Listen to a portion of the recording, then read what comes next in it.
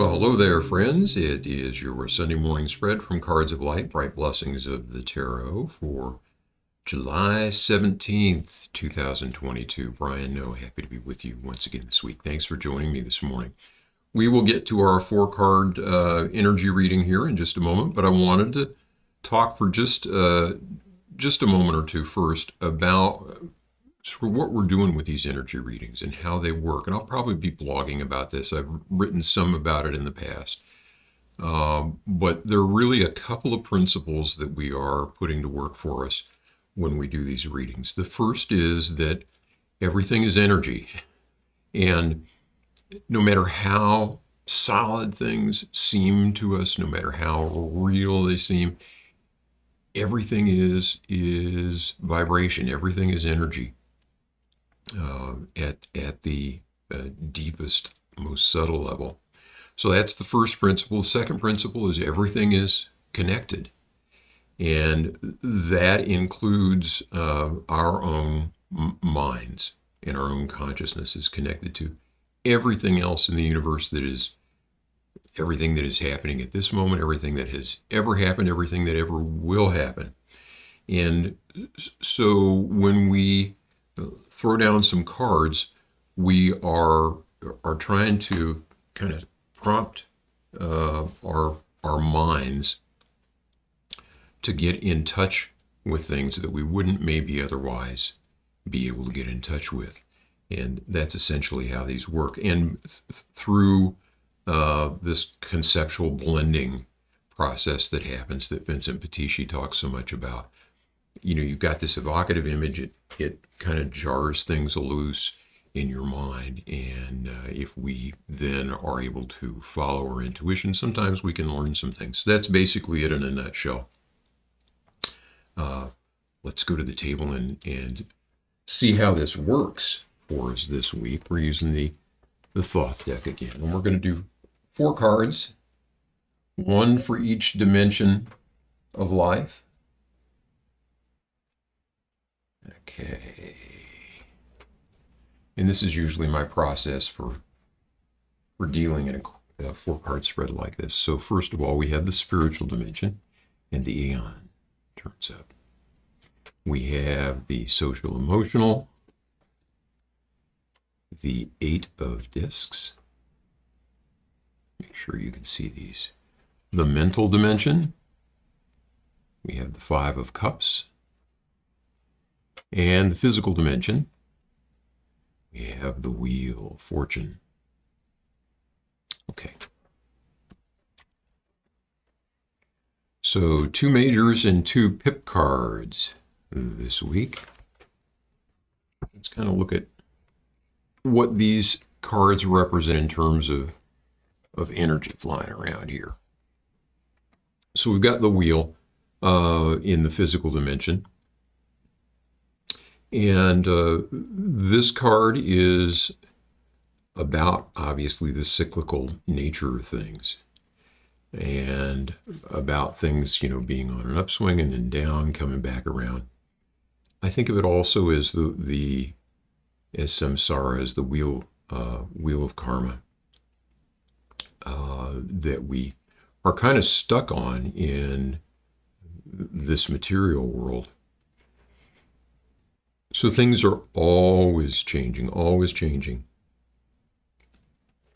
And in the physical dimension of our lives, this could have to do with either financial matters or physical health, something along those lines.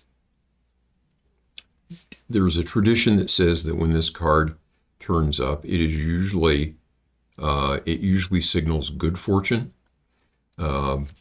But I think that's related to most of the time when people come for a reading, they're trying to solve a problem, or they're looking for answers to a question, and that implies that maybe things are not so great right now sometimes. So maybe we're at this point and we're ready to go on an upswing. When I see this card, it's really the center of it that draws my attention. So as things in our material world go round and round and round and change and change and change, that's happening all the time. Even when things seem relatively calm and stable. They are in the midst of change. That's what it means to be in our world of time and material. And so we draw strength from the up cycles, yes, but also from the stillness at the center. And so when I see this card, a lot of times it's a reminder to get my mind quiet, to spend time focusing on that which doesn't spin, the center there, that still point in the middle. Focus on the things that are perfect and eternal and unchanging. And all of this stuff that goes flying around us is more manageable when we have a sense of that long view, of the stillness that is at the center of it all, and that is actually the true nature of everything when you get right down to it. So I would say in the physical dimension here, we need to do ourselves a favor and spend some time getting in touch with that. And if whether that is a spiritual practice or meditation, or some other practice that you do to do that, it would be good in this coming week to spend some time with that. Okay, we've got the Eight of Discs here in the social emotional dimension. This is styled Prudence in the Thoth deck. And I think of this card as being about consistent behaviors, about practice makes perfect. So day after day after day, we do the little things day after day after day after day after day, and sooner or later they add up to big things. There's a quote, and I'm not sure who from, about, watch your thoughts because they become words, watch your words because they become actions, watch your actions because they become habits, watch your habits because that becomes your destiny. And I think that really is true. So coming here in the social emotional realm, we maybe ought to do a couple of things if we're not already doing them. And if we are already doing them, we should focus some special attention on them this week. One is to do the little things each day that help to stabilize and create a good emotional landscape for ourselves. So self-care is really what we're talking about there. And whatever those activities are, we need to not neglect them, especially this week. The second thing we need to do is, in relationships with others, we need to do the little things that day after day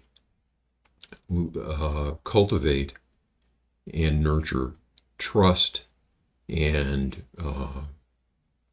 softness and contentment within relationships. And whether this is little courtesies, kind words,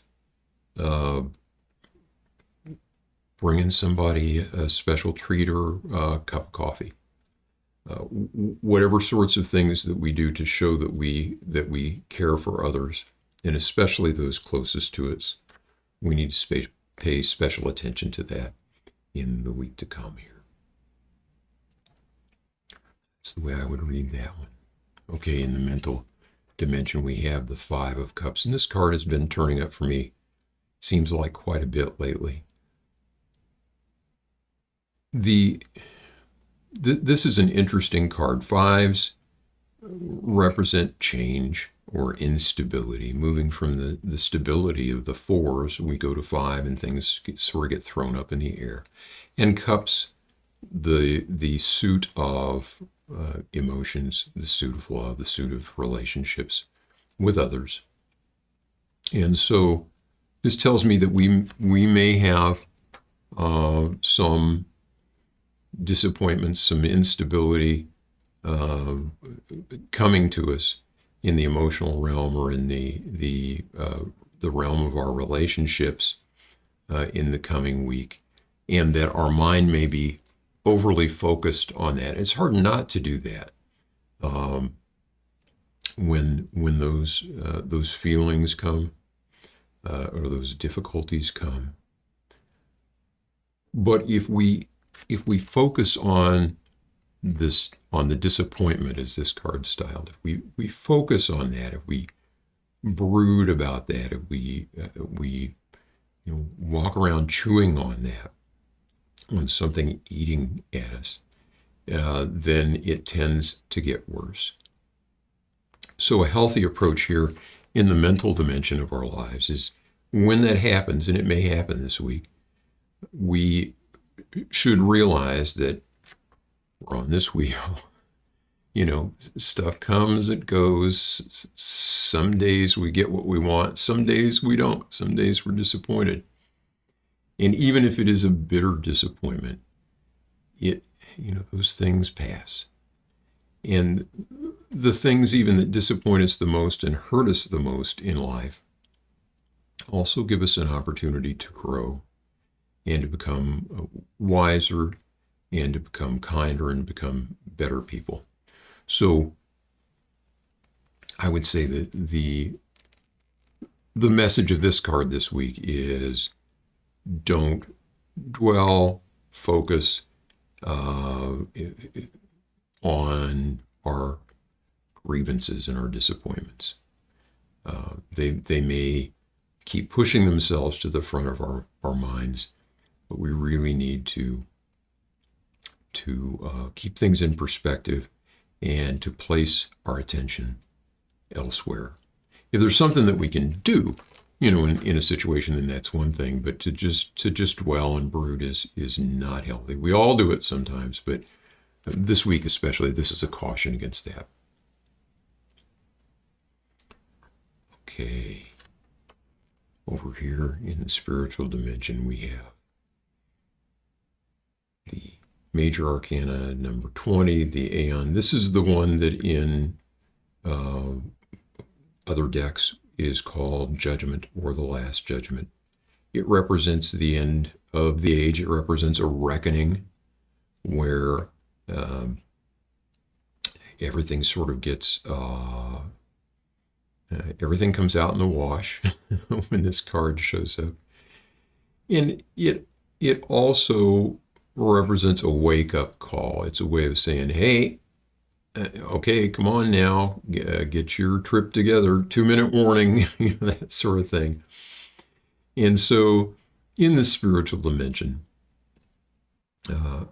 which is I think of the spiritual dimension as the dimension of our lives where we are aware that that our lives are more than just our physical bodies. There is work, there's relationships, there's accomplishments, there's and there is something deep inside of us, however you want to conceive it, that is unique and powerful and beautiful. So getting in touch with that is what the spiritual dimension means. So with this card, it's kind of like, hey, wake up. Time's a wasting. If there is something that we have been, a habit that we have been either wanting to cultivate or wanting to conquer, if there is something we really know we ought to be doing, then we'd best get to doing it. It's time to wake up. Let's not lull ourselves back to sleep here. So overall, looking at this spread, I would say the keys to it are these two cards. First of all, the cyclical nature of things, and finding that still point, keeping in mind the larger issues and the things that are really important in our lives. And then from that, focusing our attention on things other than our grievances and disappointments, and especially petty grievances, because that can be a big thing for a lot of us. We just get in the habit of feeling put upon all the time or something. I know I do sometimes, and it's not healthy. I'm not pleasant to be around, and I don't feel good when I'm doing that. And then day after day, doing the little things each day that become big things over the long run. Keeping good habits of self-care and also caring for the others around us. That's the way I would read our Sunday morning spread this week. I'd love to hear what you think. You can leave comments here on the video or pop on out to the weblog at brightblessingstarot.com and leave comments there. And not just about the spread. If something is resonating with you with the spread, that's great. If you are a reader and see something else here in these cards, I'd love to hear that. Been getting some really good comments from some friends that are readers lately, and I appreciate that. Anyway, leave comments, get in touch. Also, if you have questions about either this spread or the cards in general, the practice of using tarot cards, it seems very odd to take pieces of cardboard and lay them out on a table and try to create meaning with them, but it's also kind of fun and kind of cool. So I hope you have enjoyed this. I appreciate you spending time with me this morning. I plan to be back on Thursday for our 3-card Thursday. In the meantime, I wish you peace. Take care of yourself.